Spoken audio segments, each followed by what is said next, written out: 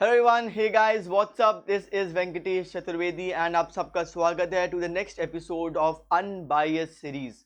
इस सीरीज में हम लोग अलग अलग मुद्दों को, अलग अलग इश्यूज को एकदम ही ऑब्जेक्टिव और अनबायस्ड तरीके से देखते हैं। We see all the aspects of an particular issue and I leave it up to you to decide that what is right, what is wrong.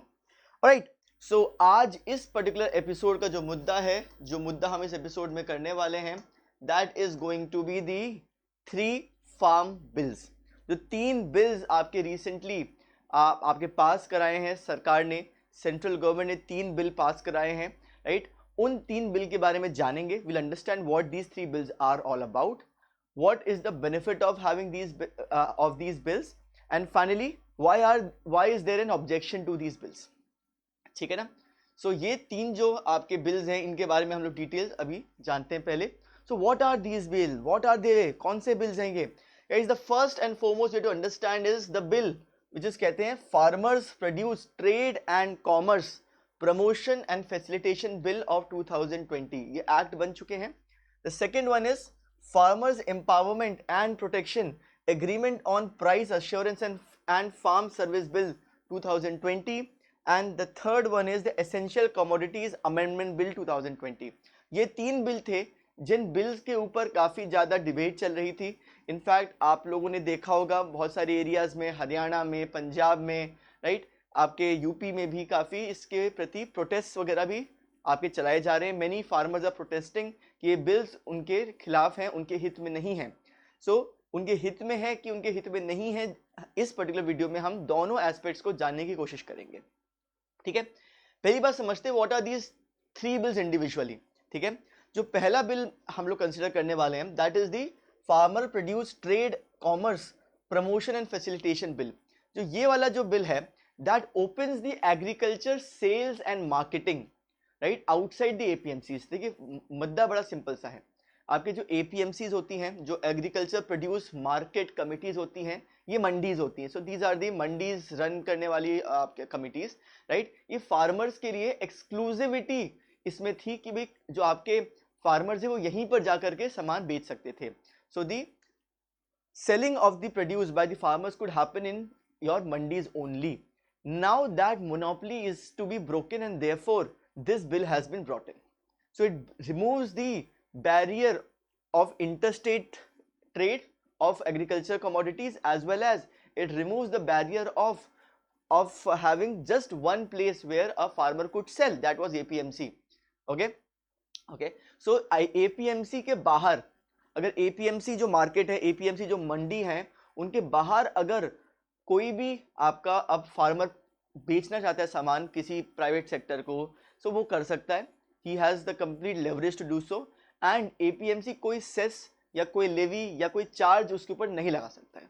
This is what the first bill has done. ये पहले bill ने ये किया है। दूसरा bill है farmers empowerment and protection agreement on price assurance and farm service bill 2020।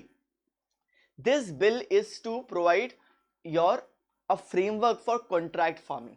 ठीक है, ओके। सो रिटन कॉन्ट्रैक्ट वगैरह के द्वारा आपके प्राइवेट सेक्टर का कोई कंपनी या individual can come in a contract with a farmer और a farmer producer organisation.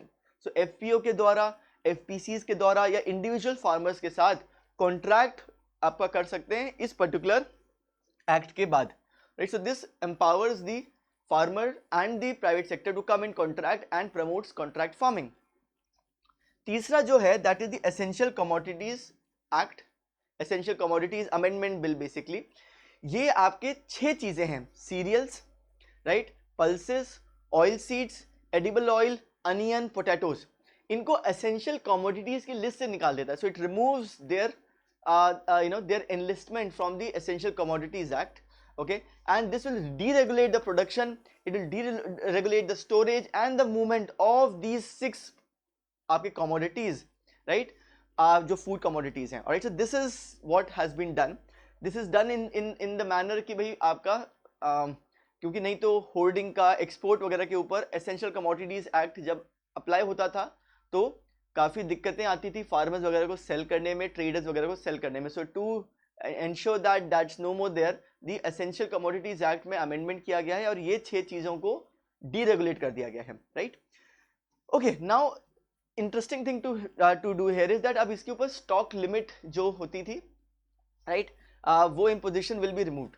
Okay, so अब ये होगा अगर प्राइस बहुत फ्लक्चुएट करेगा तभी कर सकते हैं। सो देयर आर केसेस, कुछ एक्सेप्शनल केसेस हैं जिसमें अभी भी ये सब लग सकता है, स्टोरेज वगैरह के ऊपर होर्डिंग वगैरह ना हो, उसके लिए कुछ एक्सेप्शनल केसेस में कर सकते हैं, but for these 6 in the normal scenario the essential commodities act will not apply. So these are the 3 different acts जो हम यहाँ पे बिल बोल रहे हैं, राइट, जो प्रेसिडेंट ने असेंट दे दिया है, राइट, उनके बारे में। नाउ लेट्स अंडरस्टैंड कि okay, before we get into the details about the pros and the cons of these acts, so just a small piece of information for all of you guys. Unacademy provides free classes and special classes, right? उसमें आप देख सकते हो fundamentals of UPSC CSC preparation, हमारी जो rank 8 है UPSC CSC 2019 के अभिषेक शराफ, इनके द्वारा प्रोवाइड करी जा रही है, राइट। तो it's a must watch free series जिसमें वो अपनी जर्नी के बारे में बताएंगे, and also he'll be talking about the way to crack the prelims, the way to crack the mains and also their interview preparation, right? So आप देख सकते हो that इन्होंने बहुत ही खतरनाक रैंक्स लाई हैं। 2019 में यूपीएससी में 8th रैंक लाए थे, 2018 में 248 रैंक लाए थे, देन इंजीनियरिंग सर्विसेज में 2018 में 6th रैंक लाए थे, एंड सिविल सर्विसेज में 2017 में 402 रैंक लाए थे। So he'll be taking various courses जिनकी लिस्ट यहाँ पे आपके सामने दे रखी है, how to ace the exam वगैरह के बारे में, right? You can go and enroll for these classes on Unacademy app. आप Unacademy पे इसको special class, it's a free of cost class which is available. All of these classes score 400 plus, 460 plus in GS, ace UPSC interview के बारे में 2-3 sessions लिए जा रहे हैं, right? How to write essay like a pro. So these sessions are being conducted by Abhishek Shroff. So all of that you can get. So free live classes and tests are available on Unacademy. आपको Unacademy की website पे जाके ये सब चीजें मिल जाएंगी। Now let's talk about the issue. Why are they needed? क्यों चाहिए थे ये bill? What are the benefits of having these bills? So the first thing is, as I mentioned, जो APMCs थे वो काफी ज्यादा मोनोपलाइज कर रहे थे, कार्टेल्स क्रिएट हो रहे थे, जिसमें जो ट्रेडर्स हैं जो आपके एपीएमसी मंडी से सामान खरीदते थे, प्रोक्योर करते थे, they used to create this nexus और प्राइसेस को काफी ऊपर बढ़ने नहीं देते थे in terms of the price discoverability of the farmers. Farmer को दिक्कत क्या होती थी कि भाई वो एपीएमसी की मोनोपोली को ब्रेक नहीं कर पाते थे और आपके प्राइसेस उनको बहुत अच्छे नहीं मिल पाते थे जितना उनको मिलने चाहिए, right. So low price discoverability was one of the scenes. And दूसरा चीज क्या थी, एपीएमसीज बिकेम कंप्लेसेंट। देखिए एपीएमसी में कहीं पर 1%, कहीं 2%, कहीं पर 5% की लेवी लगती है। तो जो भी सामान बेचा गया है उस पर कुछ टैक्स लगता है जिसको कहते हैं एपीएमसी मंडी टैक्स। अभी मंडी टैक्स का यूटिलिटी ये था कि भाई मंडी में फैसिलिटीज बेटर प्रोवाइड की जाए, स्टोरेज, कोल्ड स्टोरेज, राइट, इन टाइप की चीजें। दिक्कत क्या हो गई, क्योंकि मोनोपोली हो गई तो वो टैक्स तो लेते थे बट वो सब इन्वेस्टमेंट का खर्चा वो सब कहाँ जाता था, ये सब चीजें कुछ कुछ जगहों पे घपले भी हुए हैं। So therefore the government wanted to reform these particular problems of the APMCs. So the APMCs themselves start to also now be on toes कि भाई अगर हमने ढंग से फैसिलिटीज प्रोवाइड नहीं किए even after taking the tax तो बाहर तो आदमी बेच पा रहा है। सो एक competitive healthy competitive environment create करने के लिए the first act was passed so that the monopoly of the APMCs can go away and a farmer has the freedom to sell the produce even outside the APMC mandi without having to pay any APMC tax. As simple as that. Also, it provides a diversified avenue for a particular farmer to sell the produce. They can choose to sell at the APMC if they want. They can choose to sell the outside the APMC as well. The second thing is promoting contract farming. देखिए contract farming क्या होती है अगर मैं आपको ढंग से explain करूं। Say there is a private sector person, right, XYZ company, and there is a farmer. Now XYZ company will go to the farmer and they will come in a contract, mutually agreed contract कि भाई इतना सामान, इतना ज़्यादा rice या इतना ज़्यादा आपका टमाटर जो भी है, right, that would be sold to the private sector at this particular price. अब इसमें फ़ायदा क्या हुआ, जो फार्मर है ही और she has the assurance that there is a particular private sector जिसने भाई contractually बोला है कि मैं खरीदूंगा, okay, at a particular price. So price भी फिक्स हो चुका है तो उसको सोचना नहीं पड़ेगा कि बाद में कहीं प्राइस कम हो या ज़्यादा हो तो मेरा क्या होगा। And the private sector is also assured कि भाई उसको क्योंकि अपनी इंडस्ट्री चलानी है तो उसके पास एक running source of raw material है। भाई उसको अगर केचप बनाना है तो उसके पास आपका टमाटर आ रहा है, उसको अगर लेस के पैकेट बनाने हैं, लेस के चिप्स बनाने हैं या जो भी चिप्स बनाने हैं तो उसके पास पोटैटो आ रहा है। So this is what contract farming is all about, right? Now contract farming ka one of the benefits is that it will allow a particular farmer to have assured sale, right? And agar contract dhang se enforce ho gaya, so it can lead to better your price discoverability as well for the farmer. So that is the benefit of promoting the contract farming as per the second act which we talked about, that is your farmers empowerment and protection agreement of price assurance and farm services act, ठीक है। The third benefit is it deregulates the production, supply and distribution of the 6 food items as we discussed। that जो आपका third act था, that is the essential commodities amendment act, that has provided a deregulation, उसने deregulate किया है production को, supply को, distribution of दो 6 food item जो हमने बात की थी, cereals, pulses, oil seeds, edible oil, onion, potato, right. So इसके बाद क्या होगा, राइट, अगर वॉर है या फेमाइन है या एक्स्ट्रा ऑर्डिनरी प्राइस है तभी सिर्फ रेगुलेट हो सकता है, राइट। नॉर्मल केसेस में it will not be regulated, ठीक है ना। Okay, so the thing is that stock limit will not be impose therefore. Okay, so this is the फंडा। आदमी कुछ सामान अपने पास रख करके भी बाद में बेच सकता है इन 6 कमोडिटीज को। That is the benefit of these 6 food items, ठीक है। Now let's understand the next thing कि एक और चीज इसमें बेनिफिट होता है, that is promotion and the creation of FPOs. The funda is that these 3 bills have a lot of emphasis on coming in. Say अगर कॉन्ट्रैक्ट है तो contract farming with FPOs, farmer producer organisations. तो देखिए बड़ा simple सा idea है कि भाई संगठन में शक्ति है, राइट। सो फार्मर अकेले हो सकता है उसको डर लगे कि भाई मैं कॉन्ट्रैक्ट में आऊंगा तो मेरे को दिक्कत हो सकती है, मैं अकेला क्या करूंगा, बड़ी बड़ी कंपनीज हैं। So therefore it is now advisable, उसमें लिखा हुआ अभी आपके बिल्स के अंदर, एक्ट्स के अंदर, that there be a emphasis on the promotion of farmer producer organization. More and more FPOs should be created. If you see the trend in the last 6 months itself, a lot of FPOs have been created in the various parts of the country. So all these various farmers come together and एक organization बनाते हैं, farmer producer organization, या फिर कभी कभी उसको farmer producer company भी कहते हैं। and then those companies or those organizations, they go in the contract with the private sector. So there's a more leverage that the farmer can also have, right? So these are the benefits of having these particular bills and these acts, right? Further, it facilitates the private investment in the warehousing है, storage units हैं, उसमें private sector का भी अब stake हुआ, क्योंकि private sector can also procure from the farmers directly. अभी तक तो नहीं कर पाता था ऐसे आराम से, कुछ कुछ जगह कर पाता था, कुछ कुछ क्रॉप्स को, बट ओवरऑल दिक्कत होती थी।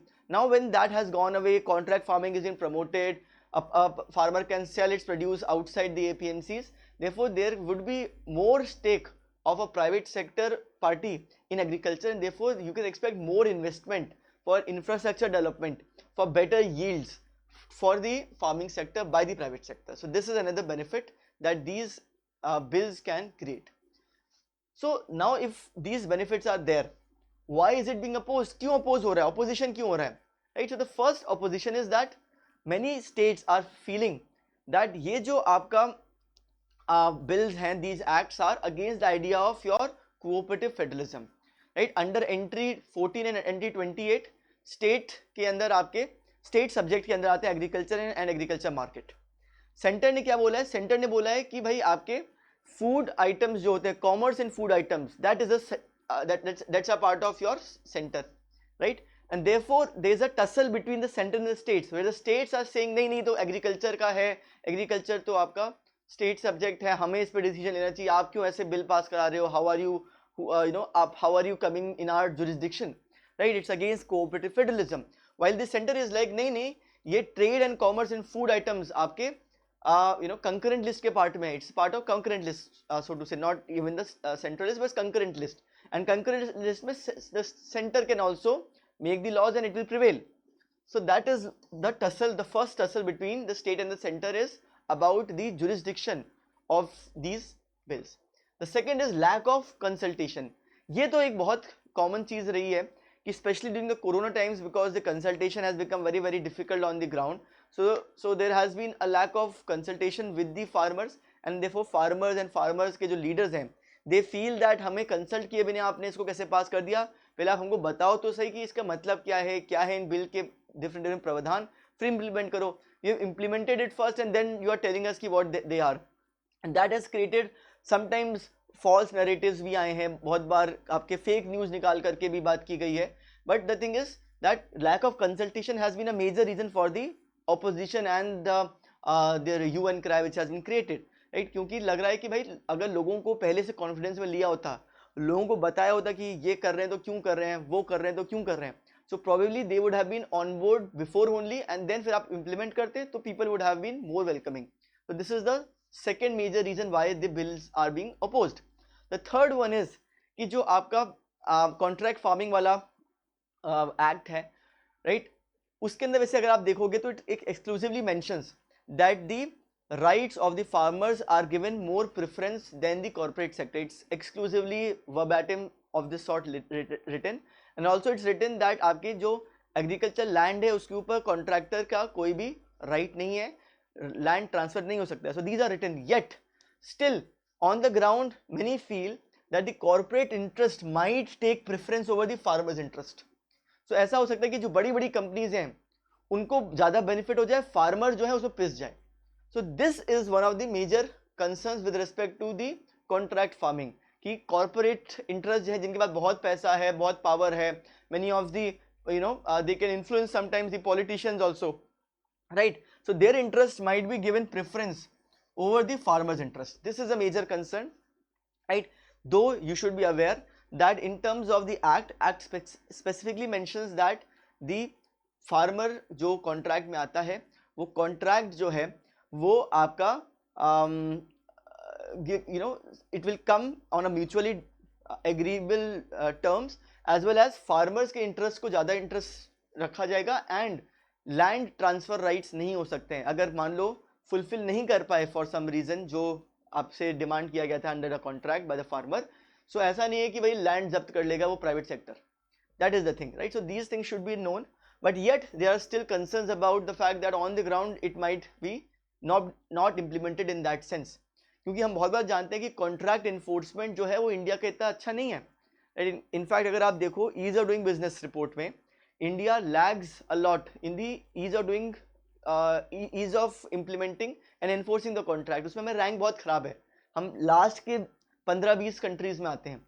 सो जब एनफोर्समेंट हमारी इतनी अच्छी नहीं है, सो देन कॉन्ट्रैक्ट एनफोर्समेंट की क्या एश्योरिटी है कि ढंग से इन्फोर्स होगा, और अगर नहीं होगा तो फिर what is the assurity that the corporate interest will not be more than the your farmers interest. This is the concern, right?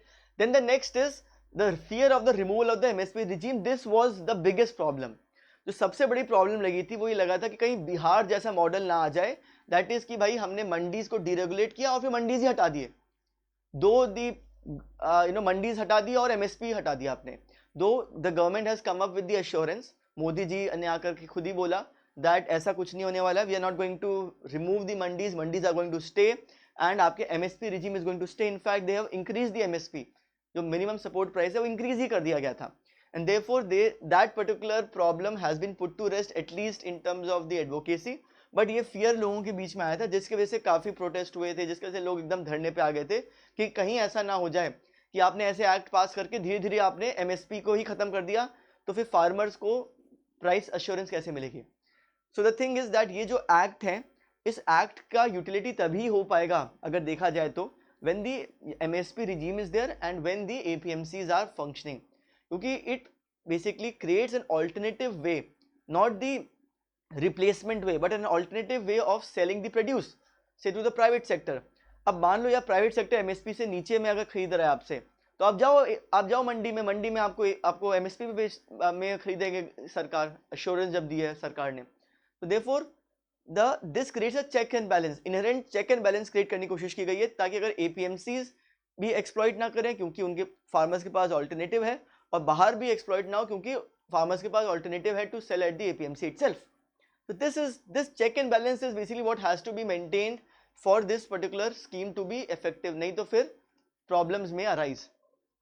Now the final question is You decide कि ये farmer bill सही है कि नहीं है. It's up to you to decide, right? That is the whole purpose of this particular unbiased series, in which I give you all the perspectives, give you all the various points about why a particular issue is being opposed, or a particular issue is being supported.